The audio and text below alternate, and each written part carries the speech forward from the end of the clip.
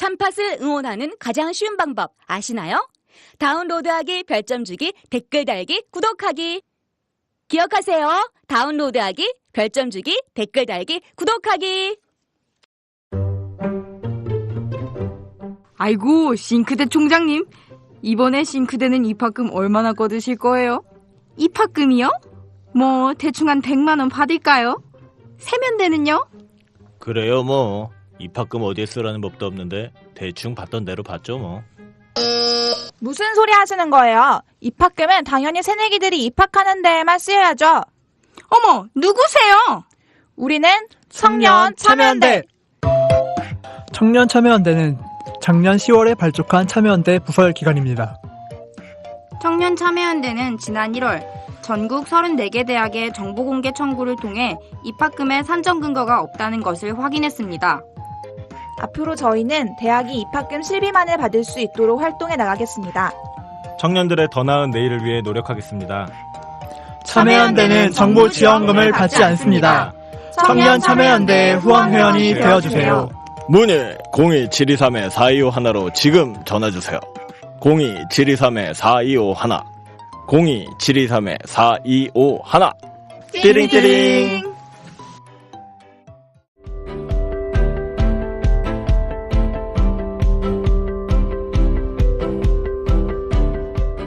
시민 여러분 안녕하십니까? 참여연대가 만드는 팟캐스트, 참 뜻깊고 재밌는 팟캐스트 참팟 62회째입니다. 오늘은 11월 26일 전국 최대 집중 범국민 행동과 또 정치권 일각에서 급부상하고 있는 탄핵에 대해서 알아보도록 하겠습니다. 박근혜 정권을 기소도 할 수 있다라는 의견을 줄기차게 내고 계시는, 대통령 박근혜가 아니라 개인 박근혜로 저지른 범죄이기 때문에 당장 체포도 하고 기소도 해야 된다는 의견을 줄기차게 내고 계셔서 제가 너무 사랑하게 된 우리 건국대 로스쿨 한상희 교수님 모셨습니다. 네, 반갑습니다. 교수님 맞죠? 근데 조금 농담 반 진담 반 한 이야기거든요. 네. 해석으로 엄밀하게 하면 사실 그렇게 해석되기 쉽지 않은 면이 있는 거죠. 네. 예. 근데 뭐 한편으로는 그 대통령이라는 지위가 개인으로서의 대통령도 있고요. 예. 또는 대통령으로서의 박근혜도 있는 건데, 사실 얼마 전에 그 검찰 수사 결과 발표됐을 때 청와대 대변인이 검찰 수사 결과에 대해서 뭐 사상 누각이니 뭐 이런 이야기하고 있는데, 그거는 대통령 박근혜의 대변인으로서 해서는 안 되는 말이거든요. 그렇죠. 개인 대변인이. 그렇죠. 개인 대변인인 그 변호인이 해야 될 일이 이야기지. 예. 그러니까 공과 사를 구분 뭐 하지 못하는 거는 예나 지금이나 똑같다. 전혀 변함이 없다. 그러니까요. 뭐 그렇게 보여요. 민정수석실을 아예 이용해서 글쎄 말이에요. 변호인이 업무를 보고 네. 있다는 것도 밝혀졌잖아요. 네. 그럼 그 사람 민정수석 직원도 아니잖아요. 그렇죠. 그러니까 그래서 그것도 민정수석실도 민영화 사유화를 해버린 거예요, 지금도. 그러니까 완전히 네. 국가를 최순실 일당하고 사유하더니 지금도 계속 사유하고 있다. 예. 근데 이제 강제 수사가 되니까 체포는 가능하다는 건 학계에서는 굉장히 많은 의견이 나와 있는 거죠. 네, 지금 그 상당히 많은 학자들이 체포 정도는, 그러니까 구금 정도는 예, 기소나 소추하고 별개니까 그렇죠. 예. 수사 자체를 거부하고 있는 상태니까. 네. 예. 알겠습니다. 예. 그리고 여러분 지난 촛불 집회 때 정말 사회도 잘 봐주시고 또 박근혜 정권 퇴진 국민행동에서도 정말 좋은 일을 많이 해주고 계시는 다산인권센터의 우리 박진 활동가님 모셨습니다. 예, 반갑습니다. 와. 다산인권센터는 네. 여러분 인권운동 사랑방 뭐 인권연대 등 이렇게 들어보셨은 인권단체들하고 어깨를 나란히 하는 한국에서 가장 오래되고 좋은 일을 많이 하는 대표적인 인권단체입니다. 그리고 인권운동을 하시면서 이 박근혜 정권이 인권 침해, 인권 탄압의 악의 축이었기 때문에 퇴진 국민행동 일도 같이 하고 계시는 정말 좋은 분입니다. 이렇게 네, 멀리 참여연대까지 와주셔서 진심으로 고맙습니다. 네, 요즘 서울에 자주 있어서 아주 멀지는 않습니다. 예, 그렇죠. 지금 박근혜 정권 퇴진 국민행동에서 상황실장님도 네, 공동 상황실장 맡고 있습니다. 예, 26일 날은 뭐 전국 최대 규모 네, 촛불 집회가 될 거라고 전망을 다들 하시고, 저는 개인적으로는 기자들이 하도 많이 물어봐서 한 150에서 200만 명 정도 모일 것 같다. 네. 근데 우리가 오만하게 목표를 설정한 건 아니다. 자꾸 네. 목표를 물어봐요. 아니 그걸 누가 목표를 정할 수가 말이에요. 있는 거냐. 국민들이 네. 알아서 나오는 네. 건데. 네. 다만 내가 개인적으로 추정해 보건데 워낙 많은 분들이 나오려고 하는 밑바닥 민심이 느껴진다. 그래서 150만에서 200만 정도 모일 것 같다 했는데, 실장님은 개인적으로 어떻게 전망하고 계세요? 저는 경향신문에서는 300만이라고 네, 얘기를 하고요. 언론들이 네. 자꾸 200, 300 이렇게 얘기를 하는데요. 뭐 누구도 예상할 수 없으니까 말하기는 어렵지만 제 친구 중에 한 친구는 그러더라고요. 집회를 한 번도 나와본 적이 없어서 심지어는 그 근처에 호텔을 잡고 호텔에서 보기도 한다. 그러니 그런 사람들도 다 집회를 오는 거다라고 얘기를 하는 거니 예. 어마어마한 규모가 되지 않을까. 예. 네, 그러면 전국적으로 300만은 가보자 이런 생각이 좀 듭니다. 근데 아니 그 경찰청장이 뭐 300만이 모이면 율곡료는 내려야 되지 않겠느냐 그래 이야기했다면서요. 경찰도 지금 300만으로 예, 경찰 추산 지정을 하는 300이면 건가요? 보통 이제 5배를 곱해야 되잖아요. 그럼 1,500만? 예, 그 정도 네. 모일지도 몰라요. 근데 저는 사실은 그 얘기 듣고 웃긴다고 생각을 예. 했습니다. 뭐 집회 시위 권리는 우리 그렇죠. 늘 얘기하지만 우리가 하는 거지 뭐 자기들이 그래서 자기가 몇 하나 뭐라고 명이 뭐. 모이면 어디 건방지게 맞습니다. 저하고 생각 듣고 네. 참여연대에서도 아마 성명 쓴다고 하더라고요. 근데 네. 네가 뭔데 허용하고 자시고 하고 네, 있냐. 정말 죄송하지만 국민들이 꼴값을 하는 떤다는 거지. 생각이 예, 좀 꼴값이죠. 들었습니다. 어. 네. 그 네가 뭔데 허용하고 말고 하냐. 역시 법원- 세종대왕님 예. 만세다. 정말 정확한 표현이네요. 꼴값. 아, 네. 세종대왕 님도 꼴값이라고 했어요? 몰라요. 하여튼. 예, 세종대왕상에 주로 제가 모이니까 예, 그런 것으로 네. 맞습니다. 집회 시위는 국민이 선택할 수 있는 것이고요. 혹시 문제가 된다면 법원이 최종적으로 판단하는 것이지 경찰이 지금 인원도 지금 마음대로 축소해가지고 그게 큰 네. 문제가 되고 있잖아요. 이게 미국에서는 한번 그게 문제가 돼서 경찰이 집회 인원 추산을 못하게 하는 네. 그런 제도도 네. 있는 모양이더라고요. 그래서 저도 그걸 연구하고 그렇죠. 있거든요. 사실 그리고 그 뭐- 집회 네. 인원이라는 거는 이렇게 얼마나 모였느냐 보도되는 것이 다른 사람한테 미치는 영향이 크거든요. 그럼요. 그걸 함부로 국가기관이 계산해가지고 예. 자의적으로 판단해서 보도한다는 건 말이 아니죠. 그리고 문제는 계속 무슨 금지 사유로 되는 게 뭐 일부 구간에서 있었던 불법 집회다라고 얘기를 하는데요. 저는 사실 지난번에 100만, 120만 추정되는 사람들이 모여서 그렇게 문제없이 하는데 그거를 이유로 된다는 거는 그건 정말로 상식적이지도 예. 않은 판단이라고 생각합니다. 네. 11월 12일 날 서울시 빅데이터 추산으로 135만 명, 11월 19일 날은 서울시 빅데이터 추산으로는 65만 명, 그다음 와이파이 업체 추산으로는 70 몇만 명 이렇게 했는데 이렇게 모이고 그렇게 깔끔하고 아름답게 맞아요. 끝나는 집회라면 청와대 앞까지 보장해야죠. 당연히 그렇죠. 그럼요. 사실 그 뭐 청와대 앞에서 우리가 함성을 지른다고 해서 대통령 경비하고 어떤 뭐 애로가 있고 그런 건 아니지 않습니까? 잠이 보약인 분이니까 네. 잠시 깰 수는 있는데 좀 깨도 되잖아요. 이렇게 국민들 뭐 깨고 다시 자면 되죠. 그런데 지난주 보도에 의하면 관저에서 다 소리 들었다는 거잖아요. 네. 그리고 거기에 가 있던 기자의 전언에 의하면 청와대까지 광화문 광장의 소리가 왕왕 울리더라. 그래요? 이왕 못 주무실 거. 네. 그러네, 그러면 진짜. 당연히 가까이서 그 예. 민심을 들어야 한다고 생각합니다. 아니 그 소리를 그럼 들었다면은 반응이 있어야죠. 당연히 국민의 소리인데. 반응이 내가 그거예요. 잘못한 게 생각하겠다. 뭐가 있는지 내가 잘못한 게 뭐가 모르겠다고. 그 요즘 뭐 그런 이야기 다시 또 나오대. 옛날에 유행했던 말 BJR 그 뭐 배째라 뭐 이런. 아유, 네. 제가 이런 말까지 해야 됩니까? 교수님, 아재 개그인가요, 네, 선생님? 그런 진짜 아재 쓸모없는 그게요, 그게. 개그를. 예, 좋습니다.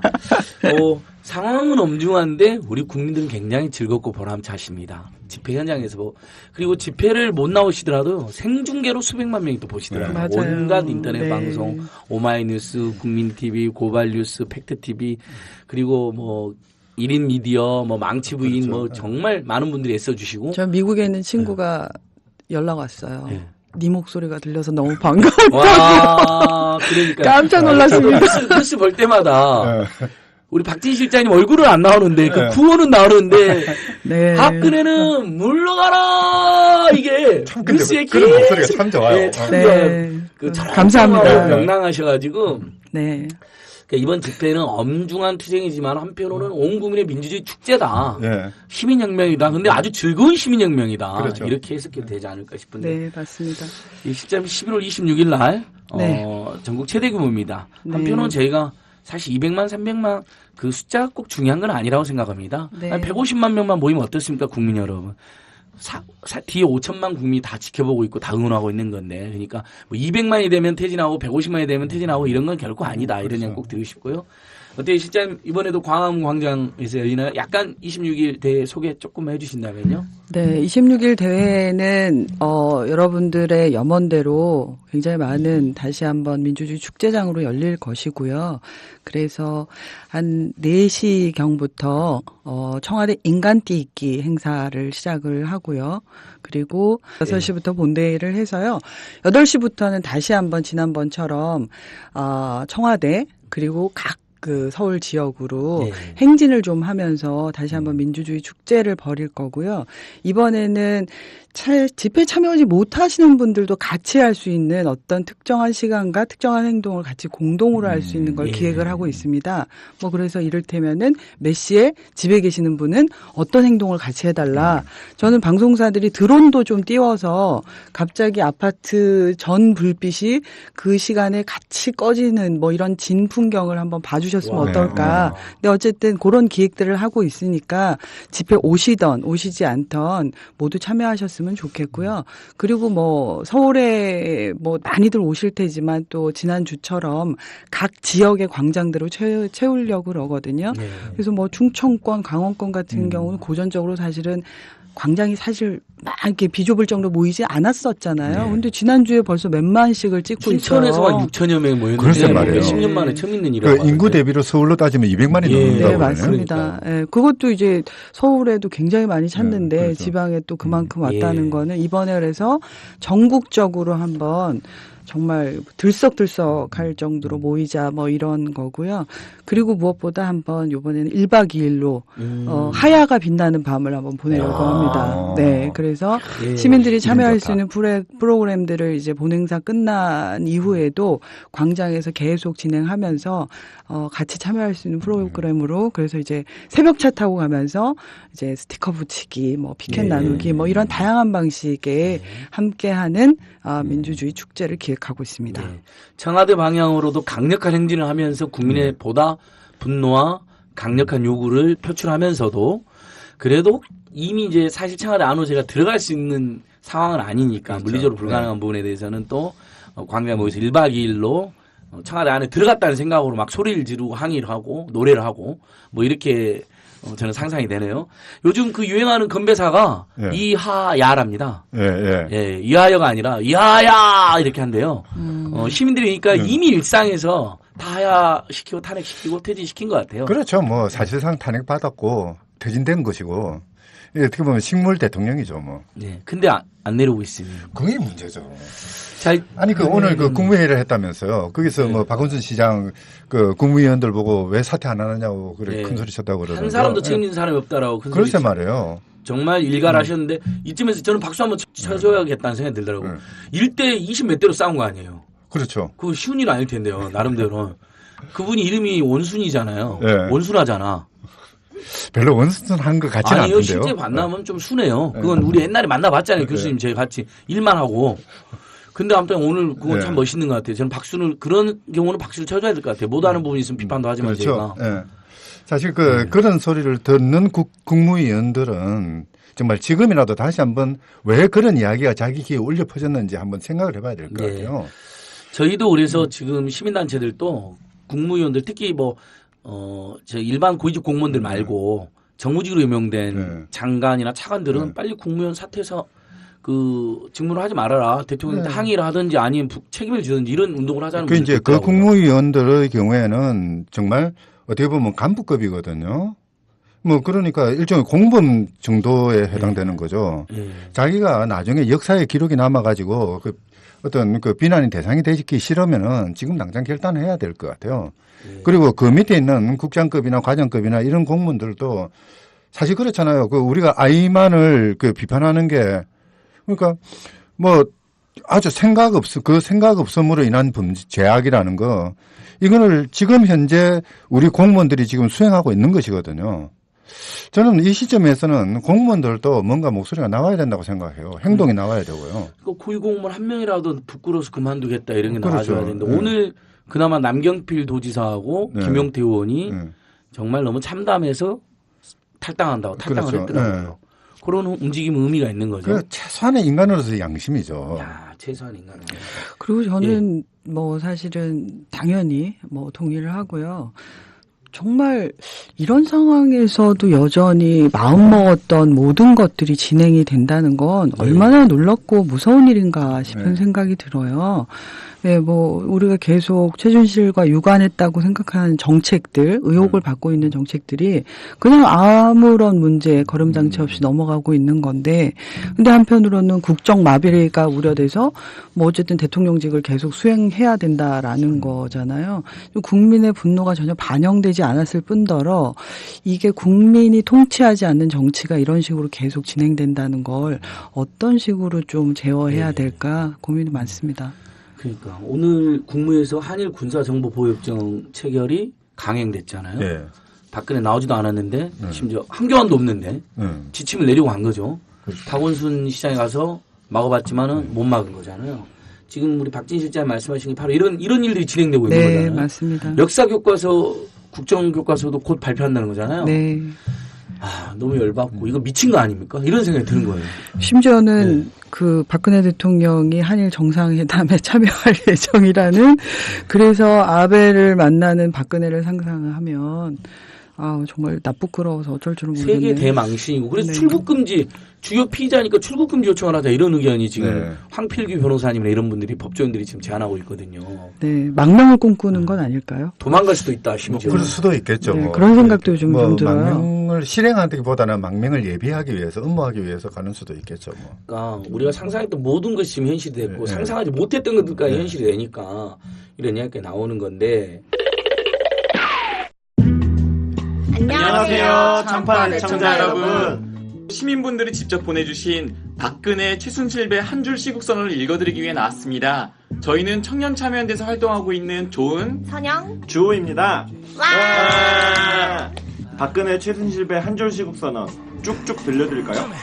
처음엔 이 모든 게 농담인 줄만 알았지. 설마가 사람 잡았어. 생많은 척 나를 말아먹었어. 언니 다 뽀록났어. 어떡해. 치열업 그네 빨리 하야해.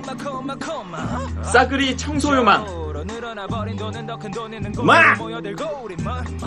그냥 하야하세요. 전 국민이 우울증에 시달리고 있습니다. 박근혜는 빨리 청와대에서 나와야 할 것입니다. 안 그러면 우리 주권자 시민들이 내쫓아야만 할 것입니다. 그것이 헌정 질서와 민주주의 회복을 위한 유일한 방법입니다. 화이팅!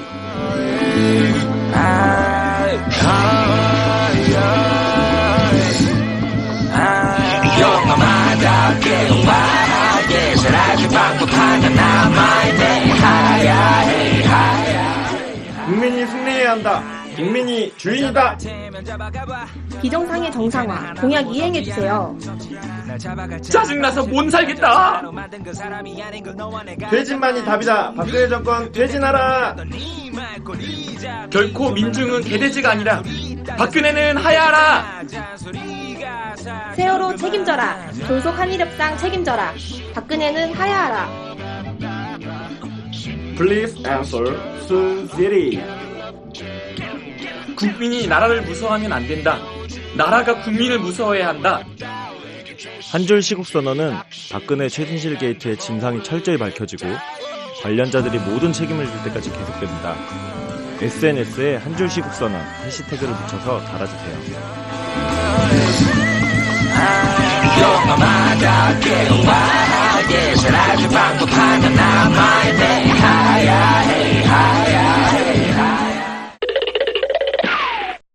근데 결국 교수님 그래서 사람들이 이제 다시 탄핵에 관심을 가지는 건 사실인 것 같아요. 우리 박진 실장님이나 저의 입장은 단호합니다. 탄핵보다는 퇴진이어야 된다. 그렇죠. 지금 이번 주, 다음 주, 아무튼 다 같이 모여들어서 끌어내려야 된다는 건데, 근데 이제 그래도 안 물러나니까 일각에서 근데 막 이상한 짓을 하고 있단 말이죠. 그럼 얼른 직무라도 정지시켜야 되는 거 아니야? 이런 의견이 나오는 거잖아요. 그래서 오늘 교수님 모신 거거든요. 근데 지금까지 밝혀진 것 정도로는 탄핵 사유가 차고 넘치는 거죠. 충분하죠. 예, 뭐 퇴진 사유는 제가 이미 여러 번 발표했으니까. 그 뭐 퇴진은 그거는 뭐 사유보다는 예. 국민들의 힘으로 끌어내리는 예. 것이고요. 바로 그런 점에서 탄핵은 이제 9명의 사법관에 의해서 이제 이루어지는 것이기 예. 때문에 어떻게 보면은 플랜 B 정도의 그 의미밖에 없는 거죠. 예. 실제 그 주권자인 국민의 대리인이자 봉사자인 이 그 대통령의 명운을 결정해야 되는 건 맞는 거죠. 근데 이제 뭐 플랜 B 내지는 플랜 B, C 정도로 이제 그 탄핵이 이야기돼야 될 것 같은데요. 뭐 지금까지 나와 있는 그 사실관계들 뭐 그걸로는 뭐 탄핵 사유가 뭐 진짜 차고 넘치죠. 뭐 예. 보통 이제 일각에서는 공소장이 나왔기 때문에 뭐 탄핵 사유가 충족된 게 아니냐고 이야기하는데요. 사실 공소장은 여태까지 나와 있던 탄핵 사유를 공식적으로 증명하는 예. 입증해주는 그런 하나의 서류에 불과한 것이지 실제 탄핵 사유라는 거는 뭐 과거 노무현 대통령 같은 경우는 의혹만으로 한 거잖아요. 그냥 자기들끼리 결정해서 탄핵을 했는 건데요. 사실 탄핵이라는 거는 국회가 저 사람이 뭐 이러이러한 이유로 대통령직을 이용하면 안 되겠다라는 정치적으로 판단하는 것이거든요. 뭐 그렇기 때문에 공소장이 나왔기 때문에 탄핵 사유가 충족하고 나오지 않았기 때문에 안 됐다. 그건 아닙니다. 그렇죠. 이미 이 사건에 대한 사실이 보도되는 순간 탄핵 사유는 충족된 거라고 봐야 되는 거죠. 그러니까 노무현 전 대통령은 열린우리당이 많이 됐으면 좋겠다 뭐 이런 말 한마디 하고 탄핵 그렇죠. 들었잖아요. 예. 그럼 사실 박근혜 지금까지 밝힌 범죄행위나 그런 의혹들 대부분 이제 사실로 확인된 것들만 본인이 시인한 것도 많잖아요. 네. 강제로 모금을 했다, 뭐 또 문서를 흘렸다, 네. 최순실 이런 거 이미 다 범죄행위가 구성된 아니 건데. 그 국가 문서를 흘려가지고 뭐 도움을 받았다, 비선 조직을 통해서 도움 받았다는 거 아닙니까? 그것만 가지고도 이 대한민국 민주공화국이라는 헌법 제1조 1항을 위반한 것이거든요. 예. 이제 민주공화국이라는 거는 공적 조직에 의해서 공적 시스템에 의해서 의사결정이 이루어져야 된다. 예. 그걸 요구하는 조항이거든요. 그럼에도 불구하고 완전히 이거는 개인적인 그런 비선 라인을 통해서 결정하다 보니까 뭐 임금님 나라도 안 되는 부적 국가 수준으로 되돌아가 버린 거죠. 뭐 이런 부분은 그것만 가지고도 얼마든지 탄핵이 가능하죠. 탄핵 절차는 어떻게 되나요, 교수님? 보통 이제 그 뭐 대통령하고 그 외에 나머지 국무원이나 국무총리에 대한 경우하고 조금 다른데요. 국무위원이나 국무총리는 제적 3분의 1 이상 발의를 하고 그 이제 그 과반수 이상의 찬성으로 탄핵 소추가 됩니다. 반면에 대통령의 경우에는 조금 이제 좀 가중이 돼 가지고요. 제적 그 과반수 이상 발의를 해야 되고 3분의 2 이상 찬성을 하게 되면은 탄핵 소추가 됩니다.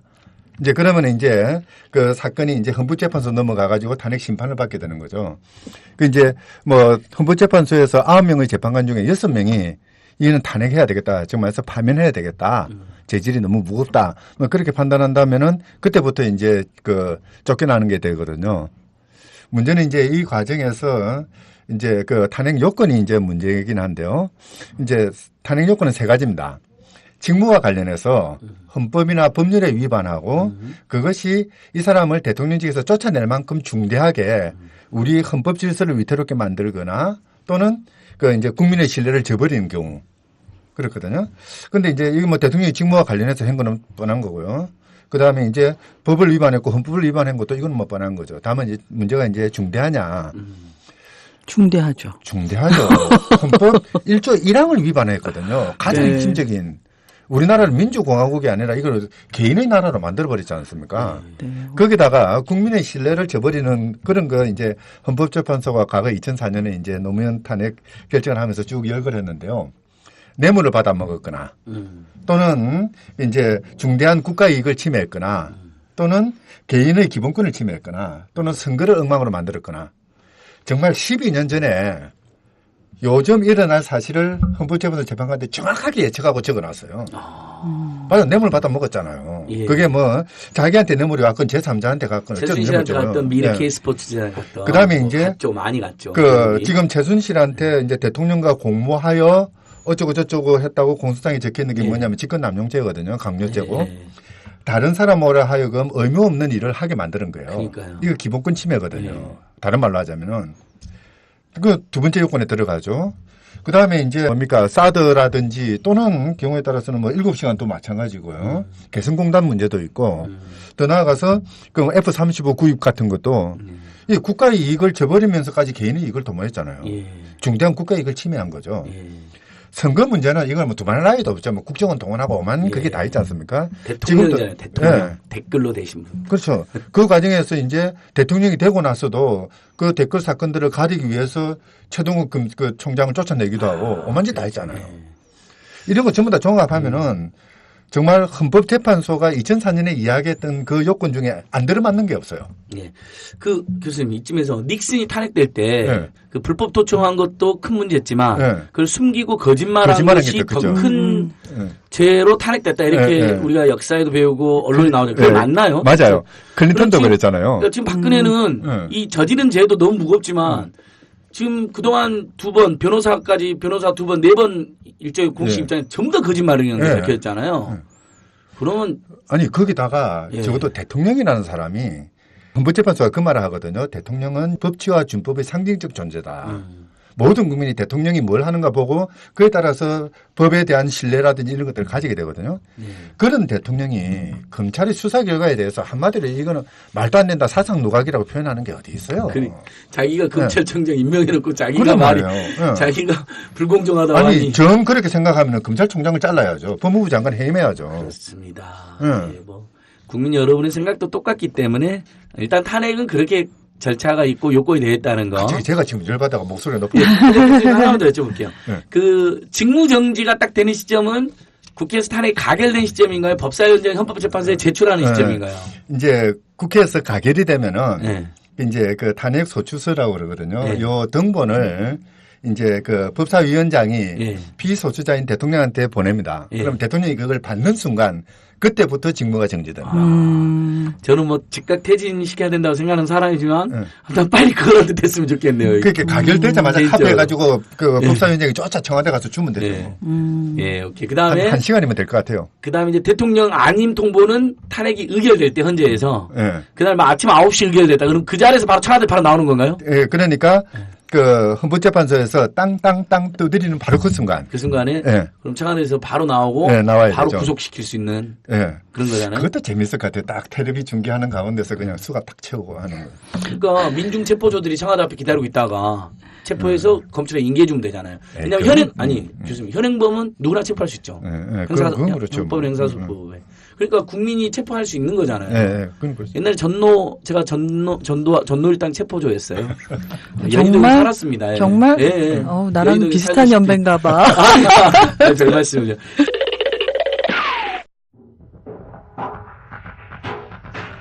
상식의 시대 사기꾼이 다 해먹는 세상 도둑 놈이 숨지 않고 떵떵거린 세상 상식의 시대 착한 사람 바로 만드는 세상 순진하다고 비웃는 야가 빠진 세상 상식의 시대 권력으로 영웅되는 세상 가짜 영웅 앞에서 알아서 기는 세상 상식의 시대 상식의 시대 Put your candle Put your candle higher Put your candle up Put your candle higher Yo Put your candle higher Put your candle up. Yo. 그래 사람보다 말이 좋아 사랑하는 고양이 날이 날아질 거야 나의 제2의 고향인 독일에다 준비해서 새 페이퍼 컴퍼니 한국에서 성공해서 바로 머니 런드리 그들이 사는 세상 애난 되는 게 없는 여왕 서열순위는 여전신문 보면 나와 허나 결국 먼저 가지 박통의 후광 이러려고 정치행날 공무마저 먹시라고 공범에겐 당신하고 했으나 이 막았냐고 얼마나 물 먹었냐고 피해자들 따로 모여 모임 만들지겨 아나무인 아니 아나견돈 이제 개돼지의 가오를 봐야 그 혼이 비정상을 벗어나게 되고 우주의 기도는 안드로메다로 Come on 넌 내게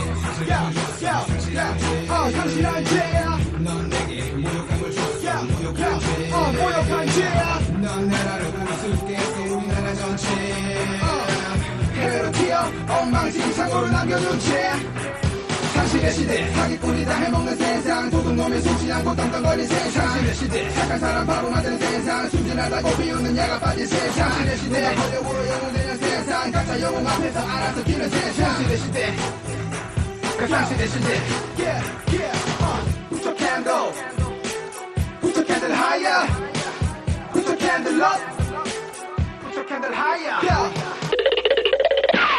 실장님, 자, 탄핵 이렇게 설명 들었는데요. 죄가 너무 커서, 특히 우리 실장님은 또 4.16년 활동도 같이 열심히 하셨으니까, 그, 이른바 대통령 7시간, 요것만으로도 어마어마한 범죄 아닌가요? 당연하죠. 지금 뭐 많은 게 밝혀지고 있죠. 네, 많은 게 사실은 의혹 수준에서 또 밝혀졌지만 오늘자인가요? 어제자 한겨레를 보니까 대통령 관저에서 실제로 보고를 제대로 받지 않았다는 정황 정도는 확실히 밝혀진 거잖아요. 국민이 죽어가고 있는데 전혀 구할 생각도 없었고 사실은 그런 비상체계에서 보고조차도 받을 수 없는 상황이었다면 저는 이거는 범죄 맞죠. 그렇죠.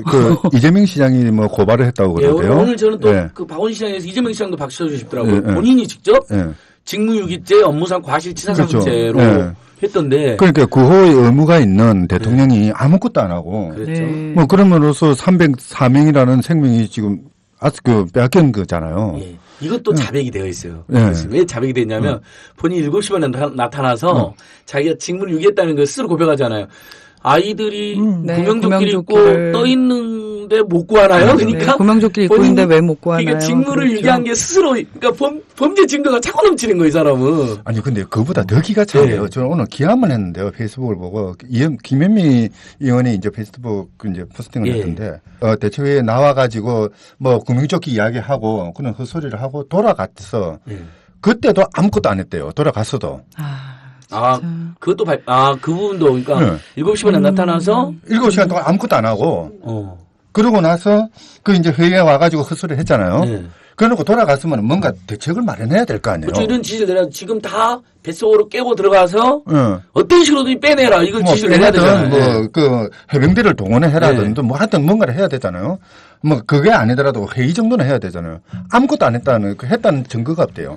저는 사실은 4.16 가족들이랑 굉장히 가까이 있어서 생각해보면 우리는 지금 그냥 들어도 너무 화가 나고 사실 차마 그런 보도 하나 날 때마다 뭐 어찌해야 될지를 모르겠는데 사실 이런 언론들을 매일 시시각각 접하고 있는 유가족들 입장에서는 이 순간순간이 얼마나 잔혹하고 힘들까 그런 시간일까 사실 그것만 헤아려도 대통령은 사실은 대통령일 수 없는 사람이다라는 생각을 합니다. 맞아요. 그러니까 가족들은 지금 이제 이 진실이 밝혀질수록 그렇게 원했던 진실인데 저는 한편으로 역설적으로 더 슬픔에 빠질 것 같아요. 그렇죠. 구할 수 있었는데 대통령이 구할 노력을 아예 하지 않았다는 거죠. 죽게 내버려뒀다는 걸 우리는 의혹 수준이었는데 이거 확인이 되는 순간 큰 절망과 고통과 분노에 빠지실 것 같아요. 네, 맞습니다. 그게 너무 가슴 아파요, 진짜. 네. 네. 세월호 이야기를 계속하면 막 우리가 눈물 받아야 될 것 같으니까 참겠습니다. 예. 자, 아무튼 뭐 퇴진 사유, 탄핵 사유, 뭐 하야 사유가 차고 넘치는데 오로지 저희 이제 고민은 빨리 퇴진시켜야 되는데 퇴진을 거부하고 있는 이 상황. 실장님께서는 어떻게 보세요? 이렇게 사람들이 전망이 이렇게 막 엇갈려요. 길게 갈 것 같다. 아니다. 그래도 한 몇백만이 몇 번 더 모이면 아무리 박근혜여도 그만두지 않겠느냐 이런 전망도 있고. 네, 사실 지금이 정말 저는 백가쟁명의 시대라는 생각이 드는데요. 어제도 참여인데도 한 50명 모여서 확대 집행위원회 했는데 모든 사람이 주장이 다르더라고요. 맞아요. 그래서 사실은 퇴진행동에서도 이 탄핵과 관련된 입장을 정리하기가 사실은 어렵죠. 누구라도 다 이야기하고 있는 우려점을 알고 있기 때문에 그래서 사실은 그럼에도 불구하고 탄핵 얘기를 사실 피해가면서 할 수는 없다는 점도 모두 다 알고 있습니다. 그래서 일단 가장 국민들이 우려하는 게 버티기가 되는 거잖아요. 그리고 헌재를 믿을 수 없다는 거잖아요. 그래서 이런 정치 일정과 그리고 또 국민들이 거리에서 쏟아낸 함성과 이것이 진짜 즉각 퇴진을 시키기 위해서 어떤 방도가 있는가 다양한 얘기를 들어야 되는 거고요. 그런 점에서 저는 교수님 어떻게 생각하세요? 저는 지금 당장 끌어내리고 싶은데 탄핵으로 시간 벌어주는 거 아니냐라는 지적이 많이 있어요, 교수님. 너무 무서워요, 사실은. 그래서 저는 뭐 탄핵이 빨리 결정되면은 뭐 그나마 좀 괜찮겠지만은 분명히 늘어질 가능성도 분명히 있거든요. 그런 걸 대비해서라도 대통령의 수족을 다 잘라버려야 돼요. 동의합니다. 청와대 예산이라든지 또는 청와대 인력이라든지 이런 것들은 국회가 얼마든지 결정할 수 있거든요. 그리고 한교안부터 저는 지금 한교안부터 빨리 어떻게 정리하는 방법 없나요, 지금? 사실 그래요. 국무총리에 대한 탄핵은 요건이 더 가볍거든요. 야당만으로 가능해요.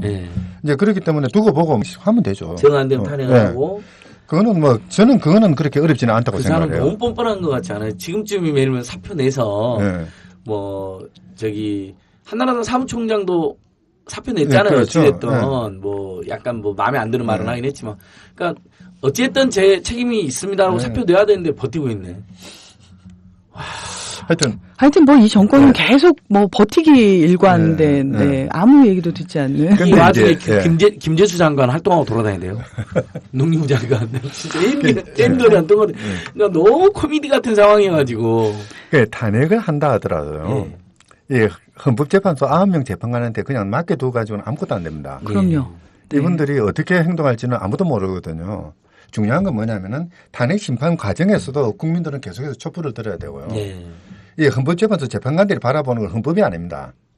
촛불이거든요. 국민이죠. 촛불이 몇 개 켜졌냐에 따라서 자기가 판단하는 이 헌법 해석이 달라질 겁니다. 그래서 실제 뭐 탄핵이라는 건 저는 뭐 그런 의미에서는 그러니까 대통령을 쫓아내는 하나의 수단이고 조그마한 수단이지 전부가 아니라고 보는 거죠.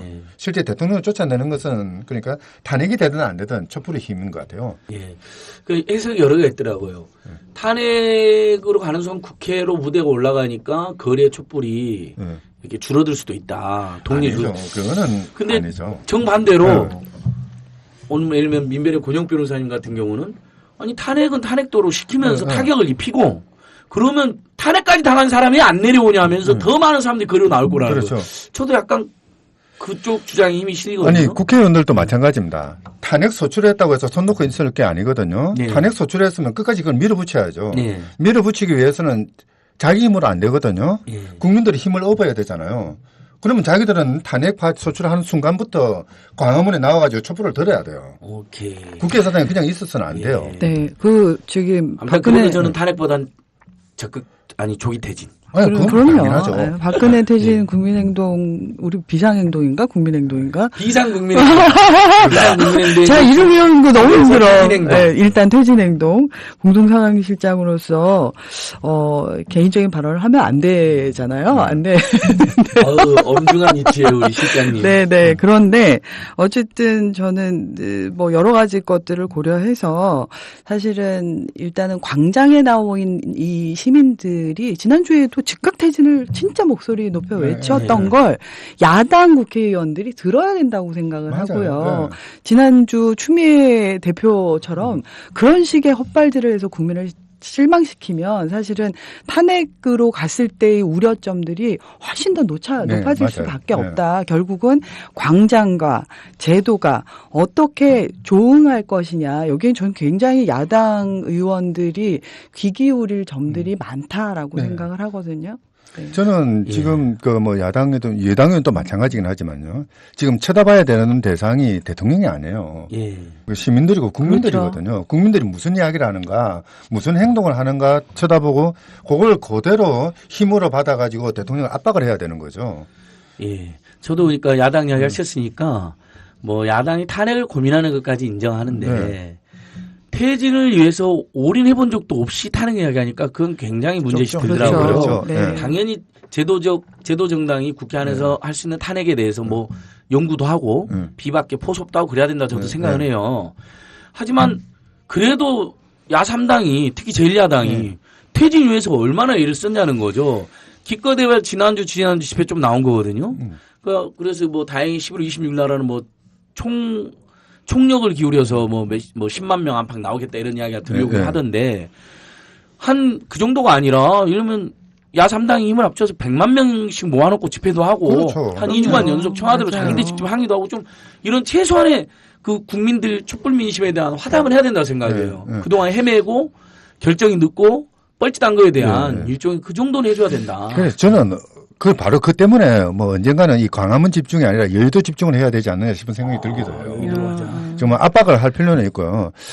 한동안 그런 이야기 있었지 않습니까? 원내에서 정치를 해야 된다. 대의제 체제에서 정치라는 거는, 진정한 정치라는 거는 원내에서 대표자들 몇 명이서 싸우는 게 정치가 아니죠. 국민들에게 호소하고 국민들의 지지를 끌어내고 국민들의 각성을 만들어내 이게 진짜 정치거든요.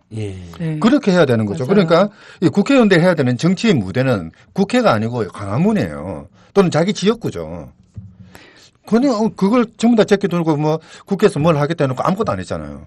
그러니까 뭐 누가 이런 얘기를 하시더라고요. 미국에서 이제 있는 연구자 분인데 사실은 미국 사람들이 왜 트럼프를 선택을 했냐. 사실은 일종의 기존 기득권에 대한 반발일 수 있다. 만약에 샌더스였으면은 다른 양상일 수도 있다. 물론 다 견해가 다르긴 하지만 그것도 저는 유의해서 봐야 될 거다. 지금 촛불이 모이는 민심의 광장에서 야당들이 제 역할을 하지 못하면 사실은 똑같은 기득권으로 치부될 수 있다. 그래서 지금 무엇보다 분명한 자세가 좀 광장이든 제도권 안에서든 보여줘야 될 것 같고요.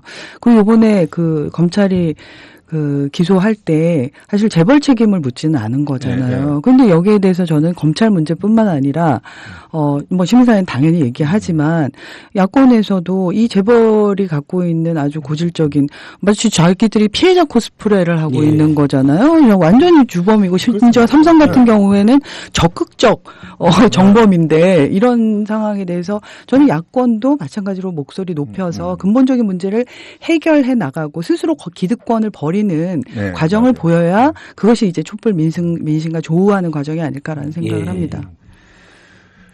내일 당장 1시에 민변이랑 참여연대랑 경제민주 네트워크 등등이 뇌물죄를 반드시 적용하고 엄벌해야 된다라는 기자회견도 하고 오늘 우리 또 박근혜 정권 퇴진 비상국민행동 줄여서 퇴진행동에서도 박근혜, 최순실 그다음에 재벌 집단을 뇌물죄로 정식으로 개별 단체들 고발보다 무게가 더 실리는 거죠. 전국에 1,600여 개 단체 어쨌든 거리에서는 제1야당 역할을 하고 있다는 퇴진행동이 직접 고발하는 거니까 뇌물죄가 빠졌다. 그 부분 중심으로. 그다음에 저는 오늘 결정에 또 통쾌했던 게 그 직무유기 사범들 있잖아요. 황교안, 김기춘, 우병우 이거에 대한 직무유기 고발이 제대로 안 됐거든요. 그 부분은 우리 퇴진행동에서 직무유기 사범들을 뭐 10명이 될 수도 있고 20명이 될 수도 있죠. 십상시까지 싹 고발하자. 사실 그 부분은 정말 중요한 부분인데요. 교수님, 요거만 범죄를 알고도 신고 안 한 거 옛날에 이제 불고지죄라고 그랬는데. 공무원들에는 그런 어떤 의무가 있지 않나요? 네, 당연히 그러니까 위법 사유 발견하면 그렇죠. 그걸 교정해야 될 의무도 있고요. 또 신고해야 될 의무도 있죠.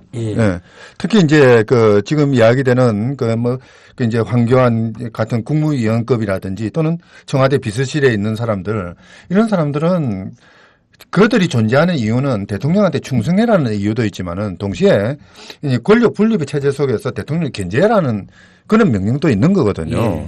그게 자기들이 직무예요. 그걸 제대로 견제하지 않았으면 직무유기죠, 이거는. 그러니까 그 직무유기로 다 고발하자는 거죠. 그래서 전부 다 법의 심판을 또 올려야 된다. 그래야 다시는 이런 황당한 사건이 안 생길 거예요. 저는 한 번씩 이제 국무총리도 탄핵하면 되지 않느냐라고 이야기를 하니까 국무총리가 무슨 위법 행위가 있었느냐 그러는데요.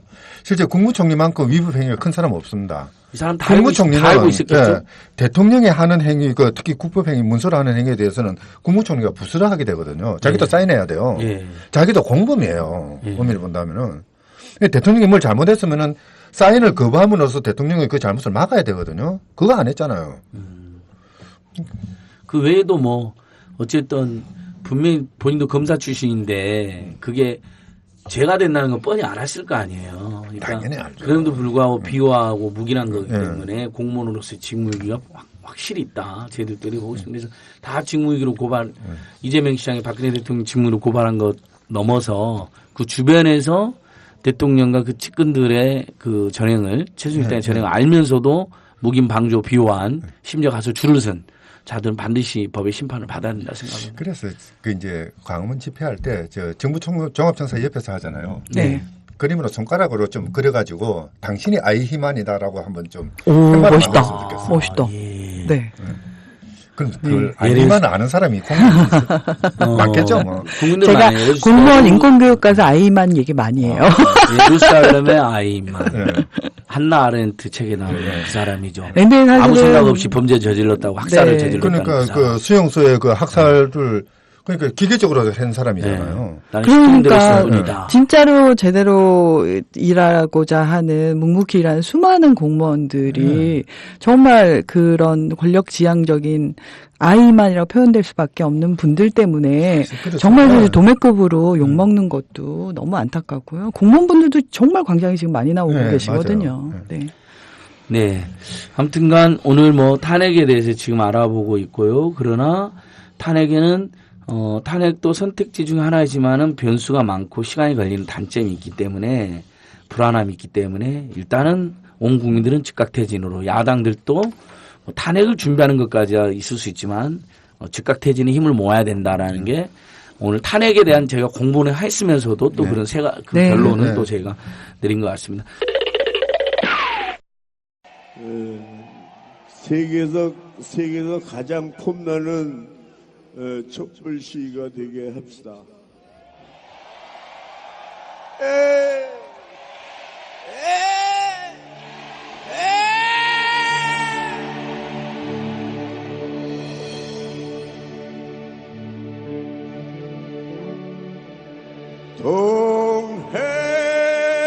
동해물과 백두산이 마르고 닳도록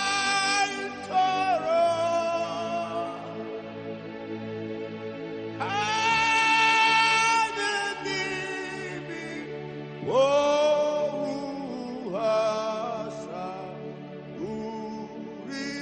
우리나라 만세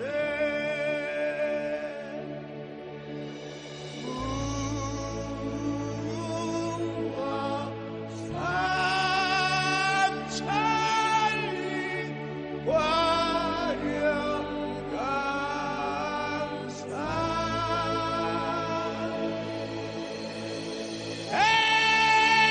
대한 사람 대한으로 길이 무궁화 삼천리 화려강산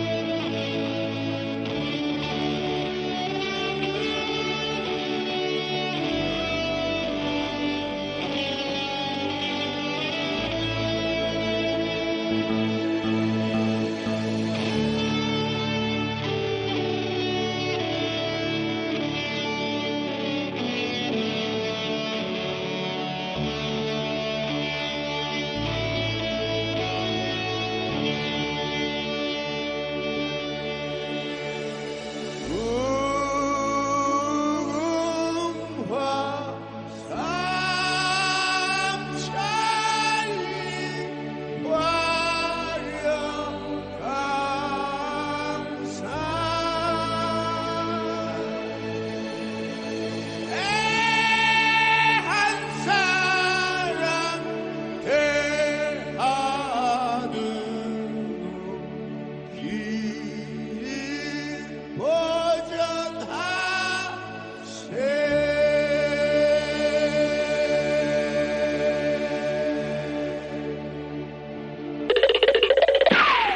어디 교수님 계속 그동안 나와 보셨어요? 전인권 출연했을 때 계셨어요? 그 떼창 부를 때 저는 눈물이 나던데.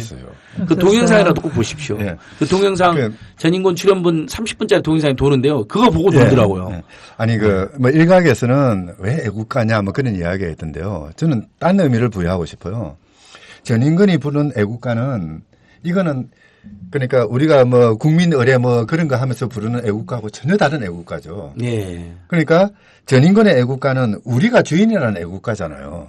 거기서 말하는 국가 대한민국은 우리의 국가예요. 저도 그렇게 들었어요. 거기서 나라의 충성을 강요하는 애국가가 아니라 그렇죠. 맞아요. 이 나라가 어떻게 지켜온 나라이고 이 나라의 주인이 민초들인데 이 나라를 말아먹은 저놈들에 대한 일종의 그 카타르시스를 담은 반격 정도? 저도 그래도 저 애국가 들으면서 울어본 거 처음이에요. 저는 눈물이 뭐라고 할까? 희한하게. 그러니까 그날 그 박사모 집회가 있는데 거기도 다녀왔거든요.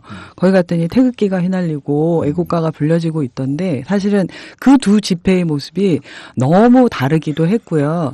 저는 사실 인권 운동가로서 사실 뭐 국기에 대한 맹세나 애국가를 많이 부르는 것을 사실은 뭐 신념으로 좋아하진 않은데. 아니, 안 좋아하고 막 거부하시고 그랬잖아요. 그렇죠. 지금 신념 저는 거부해요. 지금도 사실은 거부하는데요.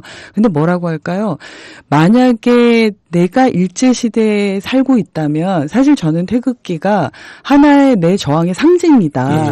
그러니까 그 태극기가 또는 애국가가 상징하는 것은 그 저항일 때 전 다른 의미를 가졌다고 예. 생각하는데 사실 이번에 전인권 씨의 행진 전에 불렀던 애국가가 사람들의 마음을 울린 것은 어떤 국가의 상징으로서 애국가가 아니라 그렇죠. 저항의 상징으로서 애국가였다는 예. 사실 그런 심정이었거든요. 네, 네. 그래서 저도 울컥하더라고요.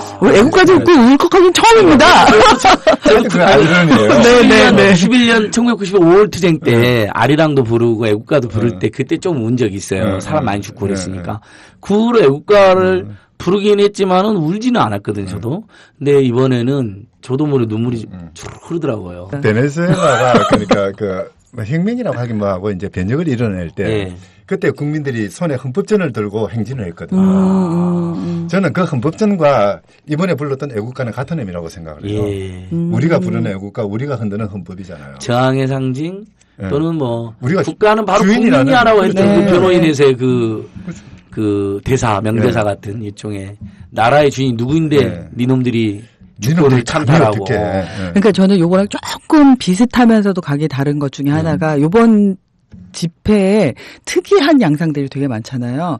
저는 그것이 요번에 그 경찰 버스에 붙었던 스티커 떼기였다는 생각이 좀 깜짝 놀랐어요. 꽃 스티커로 저항하고 네. 경찰들이 누가 뛰고 있고. 고생할까봐 떼주는 또 우리 시민들. 그러니까 여기에 대해서 사실은 호불호가 아니라요. 무슨 생각이 드냐면 애국가를 보면서 이제 저 같은 사람도 울컥했던 거랑 같은 선상인데 차별을 넘자고 주장하는 사람이나 스티커를 붙이는 사람이나 그걸 떼는 사람이나 길거리 쓰레기를 줍는 사람이나 마음의 동기는 저는 같다는 생각이 들더라는 거예요. 이게 양상의 호불호를 떠나서요. 그래서 도대체 이건 뭘까? 이 광장이 내 거다. 내 거를 지키고 싶은 어떤 다양한 표현 방식이라는 생각 때문에 정말 저는 요즘 흥미진진해요. 솔직히 말씀을 드리면. 이건 뭘까? 도대체 어디로 가는 걸까라는 생각이 좀 듭니다.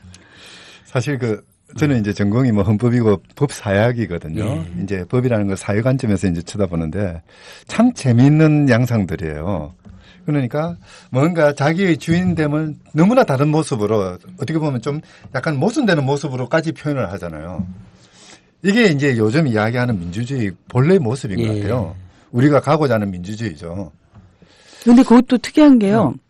예전에는 뭘 막 하고 이러면 하지마가 많았는데요. 이번에는 스티커를 붙이면 붙이나 보다 이렇게 보다가 그러고 나서 그냥 말없이 떼더라고요.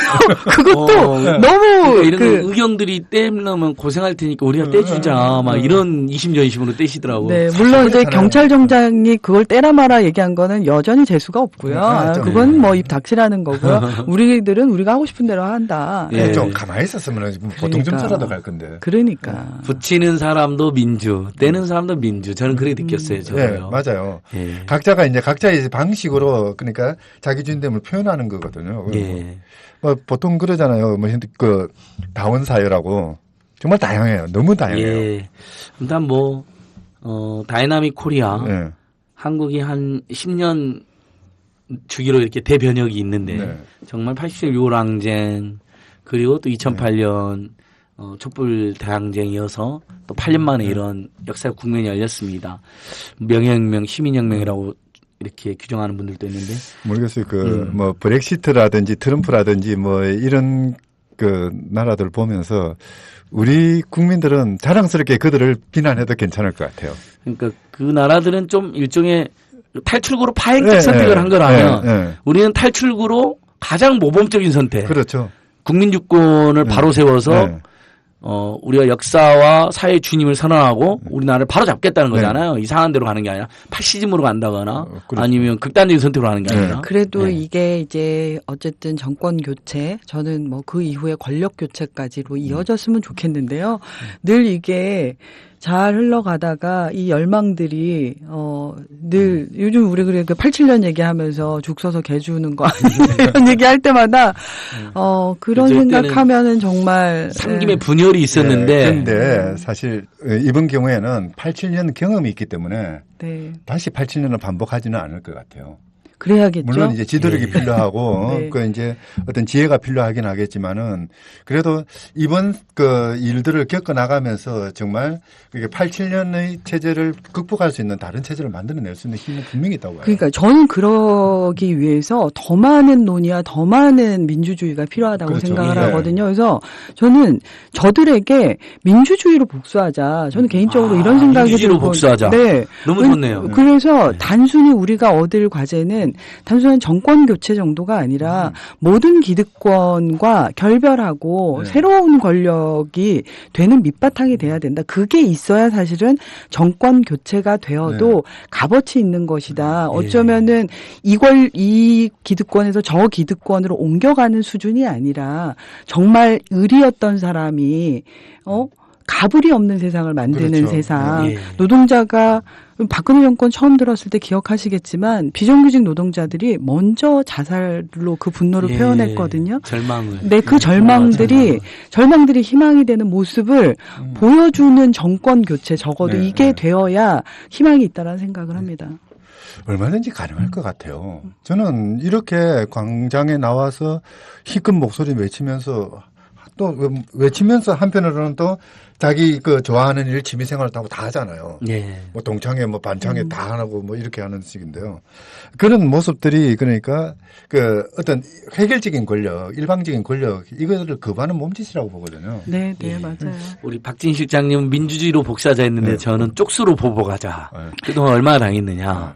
그 억눌렸던 마음들 박근혜 최순실 게이트로 터져 나왔는데 11월 26일 저는 한 전국적으로 진짜 300만 400만 쪽수로 우리 국민들이 가진 건 맨몸뚱어리 열정 이걸로 완벽하게 보복을 해서 진짜 안 내려올래 안 내릴 수밖에 만들고 지지율도 5%에서 더 떨어뜨려 버리고 막 이런 생각 막 하고 있는 거예요. 세상에 지지율 5%가 그게 지지율 5%인데 0%랑 비슷한 의미라면서요. 네. 사실상 오차범위 5% 빼면 0%죠. 그러니까 대한민국을 일본에 팔아도 괜찮냐 그러면 거기에도 일부 한 1, 2%, 3% 찬성이 나온다면서요. 아무 생각 없이. 그래요? 아무 생각 없이 답하는 사람이 그렇게 있어요. 실제로 있대요. 그렇게 그냥 실수로 답하거나 아니면 아무 생각 없이 답하거나 아니 진짜 그렇게 생각하는 사람도 네.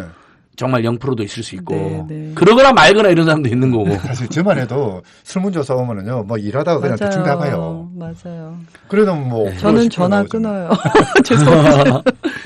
네, 쪽수로 11월 26일 날 국회에서 탄핵 논의하는 거에 대해서 우리는 탄핵보다 명백히 즉각적인 퇴진의 입장을 갖고 있지만 그래도 탄핵이 어떤 것인지 국민 여러분들도 저희랑 함께 공부해야 될 필요가 있기 때문에 오늘 한상희 선생님 헌법학의 대가 한상희 선생님과 한번 탄핵을 알아봤고요. 그래도 불구하고 우리 셋 다 즉각적인 퇴진에 온 국민이 야당 힘을 모으자. 민주주의로 복수하자. 쪽수로 보복하자. 이런 뭐 나름 지옥 같은 말들일까요? 나왔는데 교수님 이번에 11월 26일은 나오셔야죠. 네, 네. 그 뭐 몇몇 헌법 전공 교수들하고 모여가지고 네. 뭐 아무데나 자리 잡고 예. 아무래도 그 세종문화회관 계단 앞일 것 같은데요. 그래서 명당 자리죠. 헌법특강 같은 거. 지나가시는 분들 헌법에 대해서 궁금하고 탄핵에 대해서 궁금하면은 설명도 하고 뭐 그렇게 그러기로 한번 하시죠. 해볼까 지금. 좋네요. 아니 하시죠. 그럼 예, 저희가 예. 퇴진 행동에서 혹시 헌법 강의를 들으실 분들은 어디로 가라. 네, 좋네요. 실장님 그것도 소개시켜 주셔야죠. 뭐요? 1시부터 3시에는 네. 시민대 토론을 하기로 했잖아요. 그러니까 네. 3시, 4시부터 행진 시작되니까 그 전에 이 국면이 어디로 가는지 답답한 분들 있잖아요. 박근혜 정권 어떻게 하면 빨리 퇴진시킬 수 있는 것인지 요거에 대해서 궁금하거나 하실 말씀 있는 분들 1시부터 3시까지 네, 1시부터 3시까지 시청광장에서? 시청광장에서 대규모 광장 토론회를 할 생각인데요. 아까 멋있다. 제가 하겠다. 민주주의로 보복해야 된다라고 말씀을 드렸는데 사실은 더 많이 이야기하고 더 많이 토론하고 그래서 우리는 저들과 본질적으로 다른 사람들을 보여주는 것이 저는 그게 우리의 논의의 힘이라고 생각을 하거든요. 이번에 그 촛불 집회하면서 자유발언 때를 보시면 놀랍다고 생각하잖아요. 세상에 저런 정치평론가들이 다 어디서 나왔나. 그러니까요. 끊임없이 말하고 싶어 해요. 그러면 그 말하는 광장을 펼쳐야 된다. 그래서 퇴진행동에서는 아주 적극적으로 토론 광장들을 계속 계획하고 있고요. 그래서 지난 19일도 시민청에서 시민평의를 했고 이번에 이제 광장에서 할 계획이고요. 앞으로는 자기가 사는 삶의 공간에서도 끊임없이 광장을 토론을 만들어내자 이런 계획들을 이야기하려고 합니다. 매일매일 촛불 집회도 하고 동네마다 촛불 집회도 열리는 거죠. 네네. 전국 대동 하야지도. 주중에 뭐 하냐 이런 물음 많아서. 네네. 대동 하야지도를 대동 하야지도는 이제 전국적이고. 네. 서울도 25개 구에서 우리 강동구는 금요일인데 뭐 중랑구는 목요일 막 이렇게 요일이 조금 다르더라고요. 그러니까 알아보면 주변에 그런 게 손쉽게 참여할 수 있는 집회나 네, 하야 촛불, 하야 전철 뭐 요런 표시도 떴어요. 아, 그러니까요. 네. 그 전철역 부근에 사니까 네. 그게 네. 뜨더라고요. 찾아보면 다 나오더라고요. 전철 안에서도 그 전철 타고 가면서 토론하면 좋겠다. 아, 그것도 좋습니다. 예. 네. 끊임없이 막 토론하는 사람들이 제일 무섭지 않을까요? 예, 그렇죠. 네. 저는 딱 하나 해보고 싶은 게. 예. 딱 시간 정해가지고 전부 다 욕 하나씩 더 갖고 와가지고 정해진 시간에 청와대를 향해서 그 욕하기. 다 욕하기. 그러나 여성을 비하하고 소수자를 네. 혐오하는 욕은 안 됩니다. 그러니까. 네. 그냥 일반 대명사 그냥 나쁜 놈들 그러면 되지. 왜 굳이 그 여성? 아니요, 얼마나 창의적이고 남을 혐오하지 않는 욕도 많은데요. 네, 그런 것도 그런 있죠. 거 하면 네. 되죠, 뭐. 마음속으로 저도 많이 해요. 교수님. 이런 식빵 같은 새끼들. 뭐 18세 크레파스도 네, 있고요. 그렇죠. 뭐 18세 크레파스 네, 이런 것도 많죠. 있고. 네. 그러니까 한마디 욕 DJ가 그랬잖아요. 정 안 되면 담배를 대고 욕이라도 해라고. 맞아요. 욕할 수 있죠. 네. 단 절대로 우리 제발 여성이나 약자나 사회적 소수자에 대한 욕은 하지 맙시다. 아, 그 왜냐면 너무 당했어요, 사실은 그분들이. 박근혜가 최순실이 여성이라서 문제가 아니라 뭐 우리 그렇죠. 다 네, 알잖아요. 맞아요. 네. 최고 권력자에서 문제인 거죠. 그럼요. 권력을 사유화하고 국민을 마음대로 이렇게 우습게 봤던 죄. 그렇기 때문에 우리는 욕하는 것도 그러니까 제대로 이명박, 해야죠. 이상득 물러가라 했지. 이명박, 이상득 그 남자 둘이 둘이가 이런 말 안 했잖아요. 네. 근데 박근혜, 최순실 여자 둘이 이렇게 꼭 붙이는 것은 그건 잘못된 여자라는 거죠. 걸 강조해갖고 편견과 차별을 더 씌우는 거니까 제가 학생들 이야기해보니까 바로 알아듣더라고요. 아, 그렇게 말하면 안 되는구나. 네, 그냥 그럼요. 습관적으로 썼다가 당신들 옛날에 이명박, 이상득 욕할 때 이명박, 이상득 남자 둘이서 다 해체 못 이런 말 했냐 안 했냐 그러니까 다 숙연해지는 거예요. 네. 아, 그러니까 맞아. 저는 그때 그런 거안 했는데. 이것도 바로 민주주의 학습이라고 그렇죠. 생각하는 예, 거예요. 우리가 얘기를 어떻게 할 것이냐, 누구를 혐오하고 차별해서 안 된다라고 끊임없이 광장에서 나오고 있잖아요. 이것도 저는 민주주의 학습인 것 이제 같아요. 그 과정에서 우리는 이제 다른 사람을 배려할 줄 아는 그런 그 습관들을 배우는 예. 거잖아요. 네. 엄청난 그 학습이죠, 그거는. 네. 그리고 평소에 생각 없이 썼던 말들인데 그런 말들이 상처가 되고 편견이 되고 오히려 차별을 공고하는구나. 내가 반성해야 됐다. 이런 분들도 있더라고요. 제가 유일하게 할 줄 아는 욕이 옛날에 이제 이런 거지 같은 뭐 그런 거였거든요. 그러니까 옆에서 또 뭐라 해요. 맞다 싶어가지고 요즘 바꿨어요. 이런 도둑놈 같은 뭐 그런 정도로. 그거는 욕해도 되잖아요. 어머, 교수님, 저는요, 사실은 욕 굉장히 잘하거든요. 그러니까 그들은 불쌍한 사람이지. 그들을 비하면 안 되잖아요. 그 마음속으로는 알지 좀 못하게 많이 그렇게 해요. 되더라고요. 알겠습니다. 네, 오늘 저는 어떤 분들은 엄중한 투쟁식에 앉은 것이 자꾸 웃냐고 뭐 재밌냐고 이런 분들이 있더라고요. 저도 엄중한데요, 선생님들. 근데 우리 시민들이 나와서 이렇게 너무너무 아름다운 저항의 물결 만들어 보면 살포시 웃음이 나오잖아요. 그래서 웃는 거니까 원래 싸움할 때 웃는 사람이 제일 무서워요. 맞아요. 즐기면서 하는 사람이 그렇죠. 제일 또 무섭다 그랬잖아요. 그럼요. 예. 네. 알겠습니다. 오늘 55분 정도 이야기해봤는데 실장님, 한상희 교수님 마지막 한 말씀씩 해주시죠. 우리 26일 또 시민대항쟁, 시민혁명의 날을 앞두고 오늘이 화요일이니까 수목금 우리 국민들께서 이 방송뿐만 아니라 정말 적극적으로 홍보해 주셨으면 좋겠어요. 예. 동창회를 전부 다 광화문에서 하자. 막년회를 광화문에서 하자. 네. 그리고 광화문에서 드는 촛불이 바로 헌법이고 바로 대한민국입니다. 우리가 주인이죠. 이 주인됨을 광화문에서 한번 마음껏 힘차게 한번 외쳐봅시다. 네. 저는 첫째, 26일 우리가 다 모여도 어쩌면 저 뻔뻔한 사람은 아무렇지도 않을지도 모른다. 그래서 26일 날 다 쇼부를 본다고 생각하지 마시고 나와라. 우리 즐기게 이길 때까지 한번 촛불 들어보자. 그리고 두 번째, 26일 오실 때 소리 나는 도구를 갖고 오세요. 행진할 때 퍼레이드복을 입고 정말 할 수 있는 자기의 개인기를 다 두드리고 소리 지르면서 같이 신나게 행진했으면 좋겠습니다. 그러니까 집에 못 쓰는 냄비도 좋죠. 좋습니다. 냄비, 프라이팬. 페트병 2개 두드려도 소리가 많이 나거든요. 네. 26일 후에는 어떻게 되냐고 물어보신 분 많으니까 11월 30일은 노동자들 총파업도 있고 농민들 상경투쟁도 있고 또 학생들 동맹협의라 이런 여러 가지 항의가 있습니다. 트랙터가 올라오고 있다면서요. 그래서 저는 30일 날요. 이런 생각했어요. 지난번 민중 총궐기 이게 얼마나 딱딱한 얘기예요. 근데 제가 이제 수업하는 학생들이 정말 평범한 친구들 민중총궐기 가야지 뭐 이러는 거예요. 그래서 깜짝 놀랐어요. 네. 저건 운동권한테 듣던 말인데 그 언어가 평범한 사람들한테 변주되는 느낌이었거든요. 파업도 한번 내 나름대로 변주하면서 30일을 소비 파업도 해보고 그렇죠. 뭐 주부 파업도 해보고 하이나싱데이도 있으니까 네. 그날 나도 파업한다. 네, 뭐 어떤 방식의 네. 자신의 파업의 어떤 가사노동을 파업하고 네, 다 같이 그건 좋네요. 집회장으로 뭐 이런 의미도 네. 국민총파업. 네, 올해는 김장파업. 교수님은 뭐 이런 강의를 거. 그날 하루 쉬시죠. 아니 그래도 가사노동은 파업할 수 없는 게 어머니 밥을 차려드려야 되는데. 그러니까 저희 평소에 가사노동 많이 하던 분은 파업을 하고 안 하던 분들이 그날 하게 만들어야 돼요. 괜찮네요. 그게 네. 주로 남성일 가능성이 높죠. 그 진짜 괜찮네요. 괜찮죠. 네. 네. 강의 30일 파업. 국민총파업. 네. 그다음에 12월 3일 또 집회 전국 동시다발 또 준비되어 있습니다. 여러분 즐기게 재밌게 합시다. 그러다 보면 분명히 우리가 이긴다고 저는 생각합니다. 그럼요. 예. 이겨야죠, 그리고. 예. 국민 이기는 위정자 없어요. 예, 맞습니다. 아무리 멘탈갑이라 하지만 안 됩니다. 국민들이 더 셉니다. 예, 국민 청취자 여러분, 오늘 또 60분 가까이 해봤는데요. 좀 아쉬운 부분도 있더라도 너그레 잘 들어주시고 11월 26일 날 광장에서 거리에서 뵙겠습니다.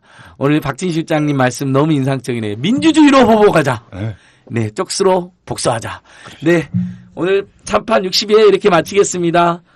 다들 잘 들어주셔서 고맙습니다. 안녕히 계세요. 안녕히 계세요.